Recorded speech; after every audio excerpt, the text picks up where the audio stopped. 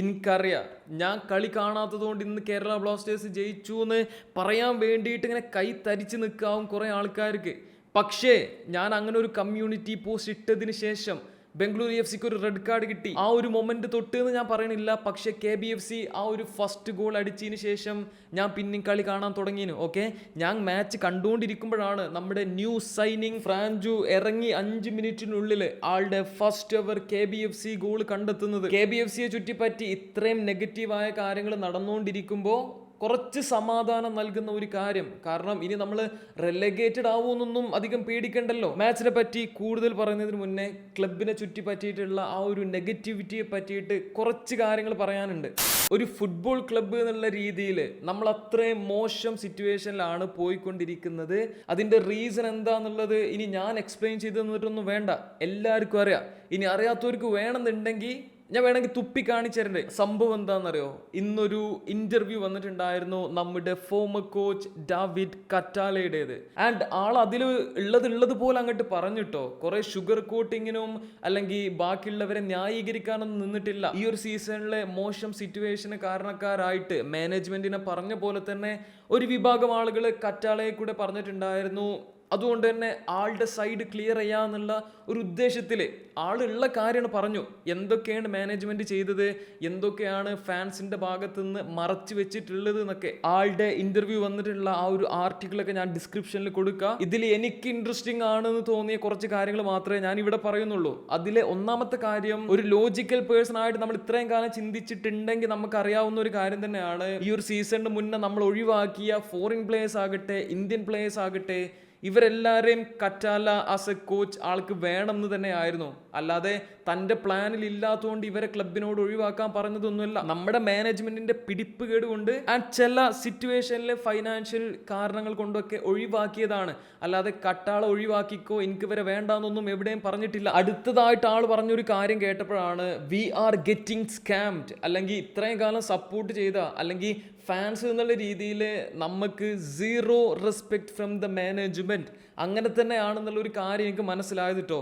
കാരണം ആൾ പറയാണ്, നമ്മൾ ഫോറിൻ പ്ലേയേഴ്സിനെ സ്കൗട്ട് ചെയ്യുക എന്നുള്ളൊരു സംഭവം നല്ലൊരു ഉദ്ദേശത്തിലൊന്നും ചെയ്തിട്ടില്ല.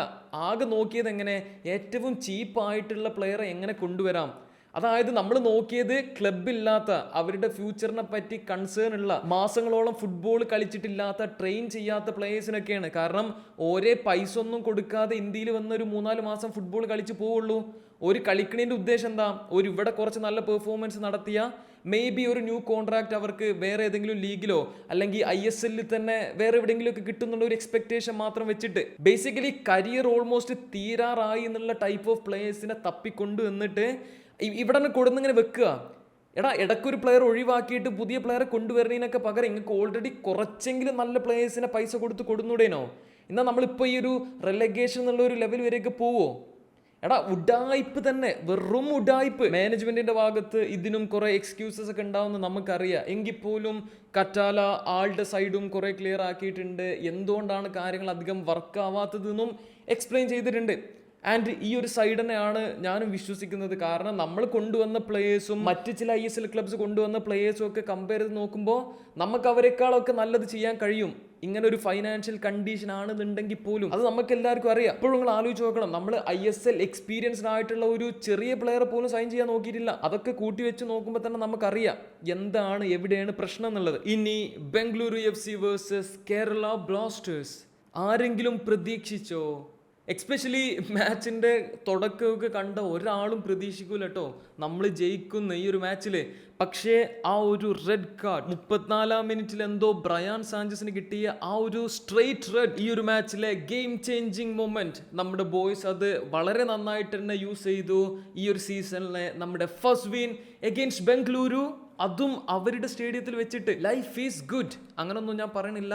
അറ്റ്ലീസ്റ്റ് കുറച്ച് ദിവസം സമാധാനിക്കാനുള്ള ഒരു സംഭവമായിട്ടുണ്ട്. നമ്മൾ അടിച്ച 2 ഗോളിലും എബിൻ ദാസിന്റെ ഇൻവോൾവ്മെന്റ് ഒക്കെ ഉണ്ടായിരുന്നു. ബർത്തമ്യൂ ആൾക്കൊരു ചാൻസ് കിട്ടിയപ്പോൾ നന്നായിട്ട് തന്നെ ഫിനിഷ് ചെയ്തു. ആൻഡ് ഫ്രാഞ്ചു ആളുടേതായിട്ടുള്ള ഒരു രീതിയിൽ ഒരു ചാൻസ് അങ്ങോട്ട് ക്രിയേറ്റ് ചെയ്താണ് ട്രൈ ചെയ്തതാ. ഗുർപ്രീതിന്റെ കഷ്ടകാലത്തിനാണ് അത് നടയിൽ കൂടെ ഒക്കെ കയറി എങ്ങനെയൊക്കെ ഗോളായത്. പക്ഷെ നമ്മൾ ട്രൈ ചെയ്യണം, എന്നാലേ നിങ്ങൾക്ക് ഒരു ഗേൾ ഫ്രണ്ടിനെയൊക്കെ കിട്ടുള്ളൂ കേട്ടോ. അതാണ് ട്രൈ ചെയ്യണം. വേറെ ഇപ്പം എന്താ, ഞാൻ നേരത്തെ പറഞ്ഞ പോലെ തന്നെ മാച്ച് ഞാൻ ശരിക്ക് കണ്ടിട്ടില്ല. അതുകൊണ്ട് തന്നെ ന്യൂ കോച്ചിന് കീഴിൽ നമ്മുടെ പ്ലെയേഴ്സിന് പുതിയ എന്തെങ്കിലും സ്ട്രെങ്ത് വന്നിട്ടുണ്ടോ, നമ്മുടെ ഗെയിമിൽ എന്തെങ്കിലും ഇമ്പ്രൂവ്മെൻറ്റ് വന്നിട്ടുണ്ടോ, അതിനെ പറ്റിയിട്ടൊന്നും ഒപ്പീനിയൻ പറയാനുള്ള ഒരു സിറ്റുവേഷൻ അല്ല. എന്തായാലും നിങ്ങൾ മാച്ച് ശരിക്ക് കണ്ടിട്ടുണ്ടെങ്കിൽ അതൊക്കെ ഒന്ന് ജസ്റ്റ് കമൻറ്റ് ചെയ്യുക. ആരായിരുന്നു നമ്മുടെ ബെസ്റ്റ് പെർഫോമർ, ആരാണ് നിങ്ങളുടെ ഏറ്റവും ഇമ്പ്രസ് ചെയ്യിച്ചത്, അങ്ങനെയുള്ള കാര്യങ്ങളൊക്കെ. പിന്നെ ഇപ്പം എന്താ, ഇതൊരു സമാധാനമാണ്, സന്തോഷമാണ്, നമ്മളിനി റെലഗേറ്റഡ് ആവില്ല. ആക്ച്വലി ഏറ്റവും ഇമ്പോർട്ടൻ്റ് ആയിട്ടുള്ള കാര്യം പറയാൻ വിട്ടിട്ടോ, നിങ്ങൾ ഈ ഒരു ജയം കണ്ടിട്ട് ഇനി നമ്മൾ ഈ കണ്ണ് മഞ്ഞളിക്കണ ആ ഒരു പരിപാടി ഒന്നും ചെയ്യരുത്. മാനേജ്മെന്റിനെതിരെ അല്ലെങ്കിൽ ഒരു നല്ലതായിട്ട് പ്രോപ്പറായിട്ട് ഈ ഒരു ക്ലബിനെ റൺ ചെയ്യണവരെ അവർക്കെതിരെയുള്ള പ്രതിഷേധമാണെങ്കിലും നിങ്ങൾക്ക് എന്താണോ പറയാനുള്ളത് അത് ശരിക്കും തന്നെ പറഞ്ഞുകൊണ്ടിരിക്കുക. എന്നാലേ ഒരു എന്തെങ്കിലുമൊക്കെ നല്ലത് ചെയ്യുള്ളൂ. അത്രക്കുള്ളൂ. Bye by.